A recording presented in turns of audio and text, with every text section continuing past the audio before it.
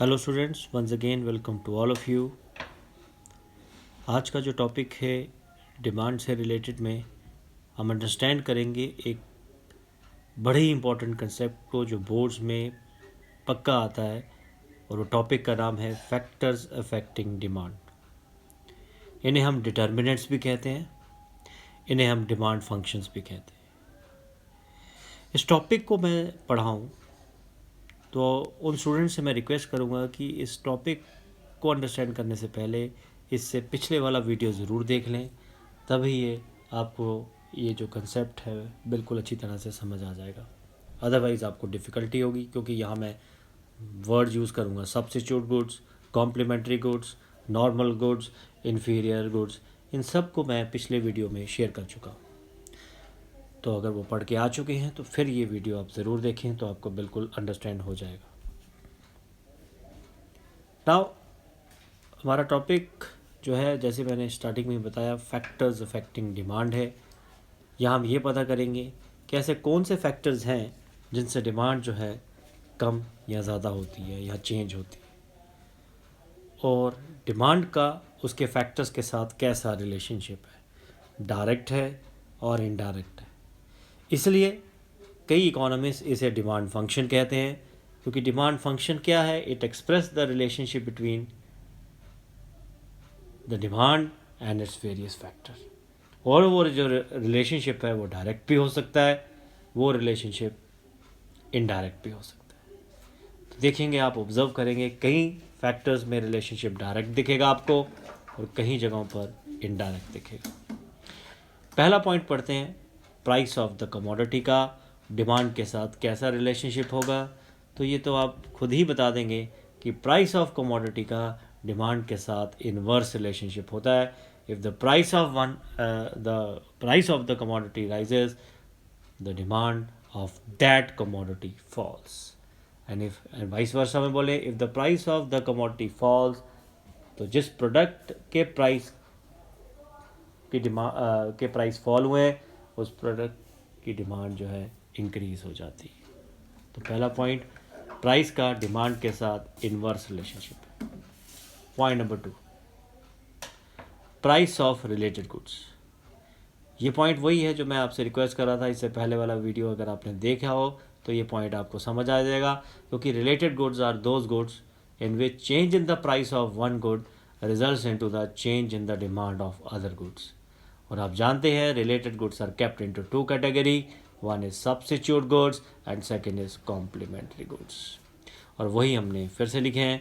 पहले हमने related good की डेफिनेशन दी है, तो उसके बाद हमने दो केस बनाए हैं। In case of substitute good की डेफिनेशन एक बार फिर से रिपीट कर लीजिए मेरे साथ। These are those goods who are used in place of each other, ठीक।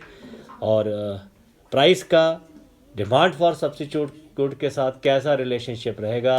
वो डायरेक्ट होगा। If the price of Pepsi rises, the demand of its Coke also rises, and vice versa. इसी तरह से in case of complementary goods में क्या होता है? First we define the complementary goods. तो आप जानते हो, complementary goods are those goods which are demanded jointly. और इसका प्राइस और कॉम्प्लीमेंट्री गुड के साथ कैसा रिलेशनशिप रहता है? तो हमने पढ़ा था inverse. For example, if the price of petrol rises, the demand for its petrol car falls. आगे आ जाइए, ये भी टॉपिक पिछले वीडियो में पढ़ाया है, तो इसको जल्दी पढ़ाने में मुझे कोई प्रॉब्लम नहीं है। अब आते हैं इनकम ऑफ द कंज्यूमर। हम कहते हैं कि इनकम का भी एक ऐसा फैक्टर है जो हमारी डिमांड पर इफ़ेक्ट डालता है। इसका क्या मतलब है कि with the increase in income, the consumer demand of a commodity may भी इंक्रीज और मे भी डिक्रीज, सब्जेक्ट टू द वो कौन सा गुड था। क्योंकि हमने पिछले वीडियो में पढ़ा कि there are two types of goods we have in case of income relation में बनाते हुए, एक तो नॉर्मल गुड्स और दूसरे inferior goods. In case of normal goods, these are those goods whose demand increase with the increase in income and whose demand decrease with the decrease in income. तो demand का normal good के साथ तो direct relationship है income के साथ, ठीक है, क्योंकि यहाँ इनकम से रिलेटेड गुड्स के समझा रहे हैं। तो इनकम से जब रिलेटेड गुड्स हम समझते हैं तो उनमें ये नहीं है कि हर एक जब भी इनकम बढ़ती है तो सभी गुड्स की डिमांड बढ़ती है। It's subject to the condition वो गुड कौन सा था। अगर तो वो गुड नॉर्मल था then there is increase in demand of normal good, but अगर वो इन्फीरियर था, सपोज करो जब इनकम बढ़ी तो हमारे जो लो क्वालिटी गुड की जो डिमांड है कम हो जाती है, क्योंकि people will prefer normal goods. तो इनकम का इन्फीरियर गुड के साथ इन्वर्स रिलेशनशिप है, वेयर इनकम का डिमांड फॉर नॉर्मल गुड के साथ डायरेक्ट रिलेशनशिप है। नेक्स्ट पॉइंट है बेटा हमारा taste and preference of the consumer. Taste and preference का हमारी डिमांड के साथ कैसा रिलेशनशिप रहता है? Obviously direct. Those products which develop the taste, जिनको कंज्यूमर क्या कर चुका है, लाइक कर चुका है या उसका डेवलप हो चुका है टेस्ट, तो उनकी डिमांड जो है वो क्या होती है? इंक्रीज होती है। हम यही बताते हैं कि demand of a commodity is directly related with the taste, preference and habits. Other things being constant, the demand for those goods increase for which consumer develop taste.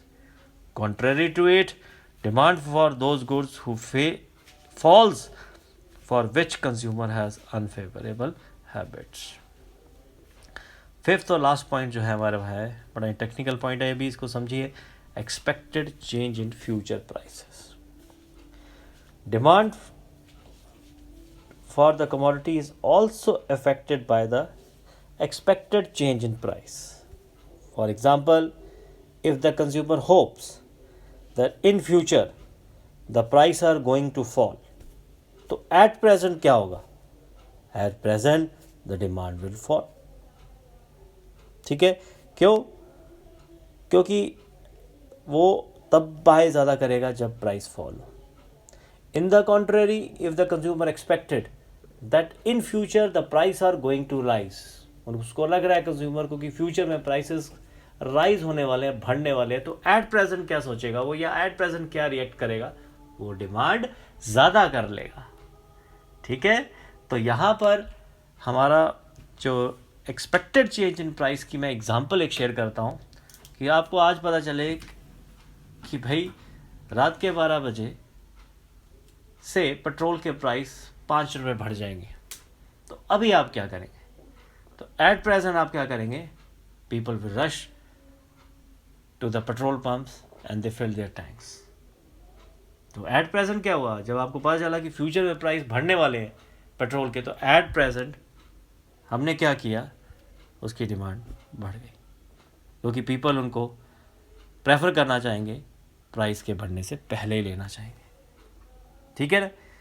In the same way अगर हमें पता चलता है कि prices fall होने जा रहे हैं, तो एट प्रेजेंट हम अपनी कंजम्पशन को डिले कर देंगे और हम तब खरीदेंगे जब उसके प्राइस कम होंगे।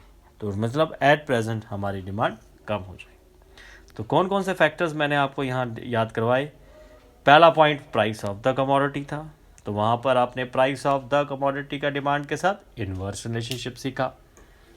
फिर रिलेटेड गुड्स में हमने 2 गुड्स पढ़े, एक सब्स्टिट्यूट, वहाँ आपने डायरेक्ट रिलेशनशिप पढ़ा, बट कॉम्प्लीमेंट्री में इन्वर्स पढ़ा। फिर आए आप इनकम रिलेटेड गुड्स, उसमें भी 2 थे, एक थे नॉर्मल गुड्स, वहाँ इनकम का नॉर्मल गुड के साथ डायरेक्ट रिलेशनशिप देखा, पर दूसरी तरफ इन्फीरियर के साथ इन्वर्स रिलेशनशिप देखा। फिर आपने टेस्ट और प्रेफरेंस का डिमांड के साथ कैसा रिलेशनशिप देखा? डायरेक्ट रिलेशनशिप देखा कि भाई कंज्यूमर जो लगता है जिसके टेस्ट उसको डेवलप हो जाते हैं, उसकी डिमांड जो है बढ़ जाती है।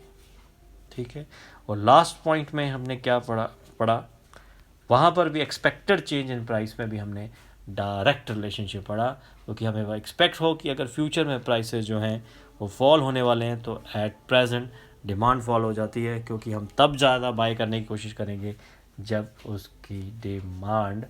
जब उसके जो प्राइस हैं वो फॉल हो जाएंगे। तो एट प्रेजेंट हम कम डिमांड करेंगे।